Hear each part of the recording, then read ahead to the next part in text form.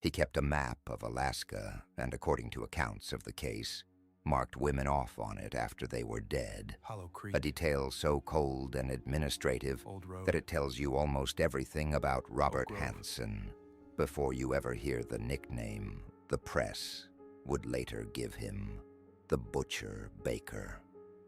In public, he was an Anchorage baker, a husband, a father, and the kind of man who could disappear inside ordinary routine.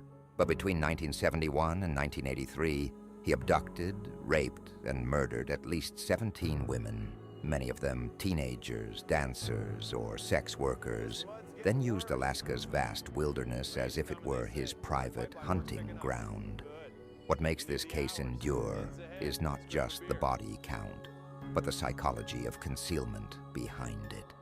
Hansen built a life that looked stable enough to deflect suspicion, while his crimes revealed obsession, domination, and a need to turn pursuit itself into ritual. Robert Christian Bose Hansen was born in Iowa in 1939 and moved to Alaska in 1967, where he established himself as a local businessman and seemingly respectable family man. A transformation that matters because it gave him exactly what many organized predators want most: social camouflage. The verified record does not give us a neat movie script origin for his violence, but it does show a man who cultivated a split self with unusual discipline, presenting reliabilities in public, while nurturing a predatory private world that could continue for years without collapsing under its own contradictions. That double life was not a side note to the murders. It was part of the method, because every loaf of bread sold, every ordinary interaction, and every quiet domestic evening helped reinforce the same false message to the world that men like Hansen depend on: that evil should look more dramatic than this. His psychology, as revealed through the crimes rather than excuse-making biography, points less to spontaneous rage than to patient control, because he did not simply attack women in moments of chaos. He selected vulnerable targets, isolated them, transported them, and turned geography, weather, and fear into tools. He primarily targeted women he believed would not be urgently protected by the system, luring them with money or opportunity, forcing them into his car, taking them to his home, and then subjecting them to rape before the crimes escalated into murder, with a ritualized pattern that became uniquely terrifying in the Alaskan landscape. Many offenders killed to silence, many killed to dominate. But Hansen's method added another layer, because investigators came to believe that he flew some victims into remote areas in his private plane, released them into the wilderness, and then hunted them with a Ruger Mini-14 rifle and hunting knives. That decision is the psychological center of the case. He was not only trying to eliminate witnesses, he was recreating the emotional structure of a hunt, turning human beings into moving targets, and giving himself the role of patient tracker, armed, prepared, and in total command of the terrain. It also explains why he evaded detection for so long, because Alaska's scale worked in his favor. The victims often lived on the margins, and the man at the center of it all looked, on paper, more like a citizen than a suspect. Among the women whose names remain central to the record are Sherry Morrow, Joanna Messina, Paula Goulding, and the unidentified victim, long known as Eklutna Annie. While many other women were assaulted or never fully received the public recognition their lives deserved. Some of Hansen's victims were teenagers, some were sex workers, and some were exotic dancers. But in every case, the pattern reveals the same predatory calculation. He chose women. He believed police, media, and the wider community might fail to prioritize quickly enough. Even now, when the case is reduced to headline shorthand, The names matter because they break the fantasy of the master hunter and return the truth to where it belongs, with real women whose disappearances and deaths formed the pattern. Investigators were slowly trying to understand. For years, the investigation moved through fragments. Because bodies were discovered in remote places, victims came from vulnerable populations, and no single clue immediately revealed the whole architecture of the crimes. But detectives gradually began to see a consistent offender with knowledge of aircraft, firearms, and isolated terrain.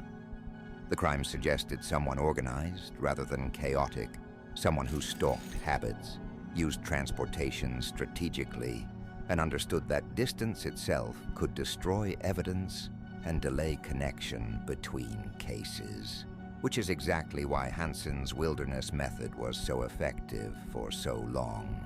His spree unfolded during the years when Anchorage was changing rapidly amid the oil pipeline boom, and that wider social landscape mattered because it created movement, anonymity, and a population of women living and working in conditions a predator could study and exploit. The police were not hunting a ghost. They were hunting a man who had learned how to hide inside the blind spots of an expanding city, inside assumptions about who gets believed, and inside a culture that too often treated missing vulnerable women as a lower-order emergency.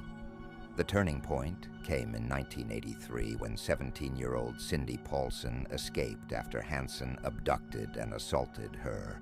And what followed is one of the most important survivor interventions in serial crime history, because her account finally pushed the investigation toward a man authorities had not yet fully recognized.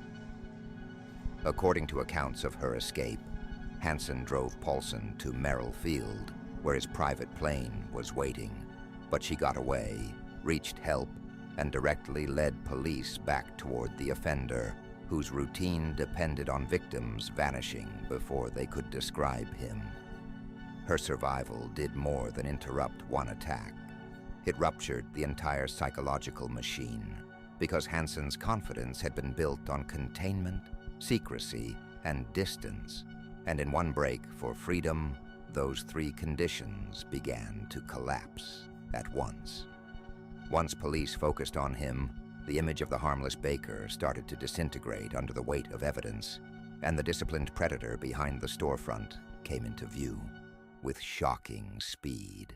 Hansen was arrested in 1983, and the investigation that followed produced confessions linking him to a far larger landscape of violence than the public had understood, including the murder of 17 women and the rape of around 30 others. He ultimately pleaded guilty to the abduction and rape of Cindy Paulson, the murders of Paula Goulding, Sherry Morrow, Joanna Messina, and Eklutna Annie, as well as other charges, receiving a sentence described as 460 years plus life, effectively ensuring he would never leave prison.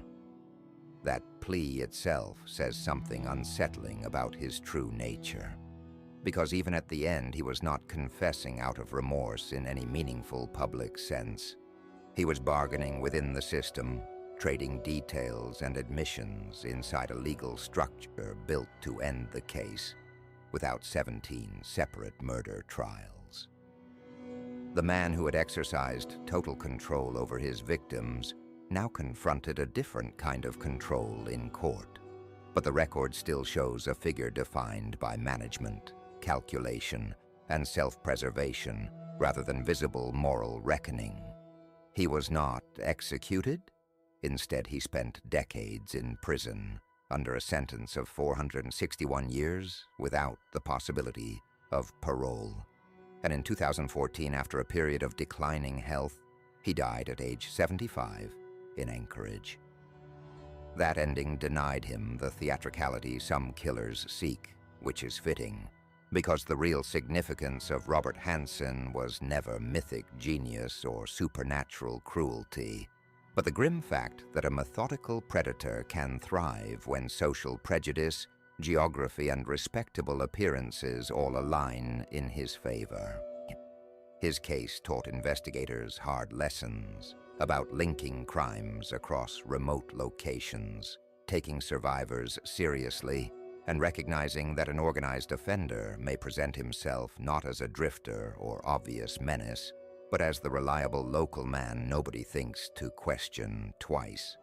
It also forced a broader confrontation with how institutions value victims, because Hansen's long run depended in part on the assumption that women on the margins could disappear into bureaucracy, stigma, or indifference before anyone built their names into a national alarm.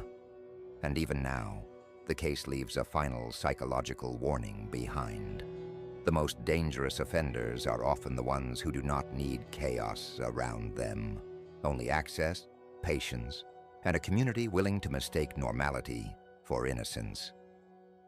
Robert Hansen should be remembered exactly for what he was, a serial rapist and murderer who turned isolation into a weapon and treated human beings as prey, while Cindy Paulson and the women whose names remain in the record should be remembered as the people whose lives exposed the truth behind his mask. If you value true crime told with evidence, restraint, and respect for victims, subscribe, like this video, and comment with the case you want covered next.